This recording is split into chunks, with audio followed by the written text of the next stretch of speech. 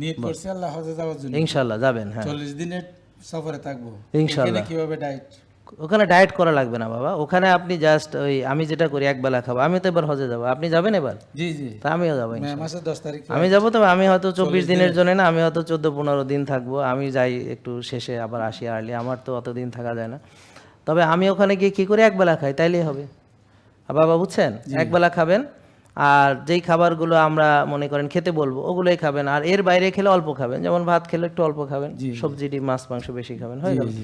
তা আপনি যেহেতু হাঁটাহাঁটি প্রচুর করবেন, তা আপনি খাওয়া 3 বেলা না খাইলে আপনি এমনি ভালো থাকবেন। খানা নাও 3 বেলা তো খাই না। হ্যাঁ ওখানে গেলেও তাই, ওখানে গেলে ফ্রি দিবে আর কি। ধরেন আপনি ফ্রিটা অ্যাভয়েড করতে হবে, তো ফ্রিটা অ্যাভয়েড করা অনেক কষ্ট, যে সবাই মাগনা খাইতে আছে আমি খাইতেছি না। তো ফ্রিটা আপনি যেটা একটা বুদ্ধি দেয়, সকালে দিলে ডিম সিদ্ধ, আপনি সিদ্ধ 2টা ডিম নিয়ে রেখে দিবেন, পরে আমার মতো দুপুরে ভর্তা বানাইয়া ডিমের লগে ওই ডিম ভর্তা টর্তা আরও কিছু মিলাইয়া খাইবেন, ভাত এতটুক, সবজি ডিম মাছ মাংস ওগুলো খাই ফেলবেন, বুঝছেন? ওই যে আরাফাতের ময়দানে ধরেন সকালে ডিম দেয় নাস্তায়, আরও কী কী দেয়, তা আমি ওই ডিমগুলো রেখে দিই, দুপুরে একবারই খাই, দুপুরের সময় ওই ডিম ভর্তা টর্তা বানাইয়া ওই যা আছে ওইগুলা দিয়ে খাই, একটু সামান্য ডিম ভর্তাই মনে করেন ভাত, হ্যাঁ এইভাবে, তারপরে আর খাই না।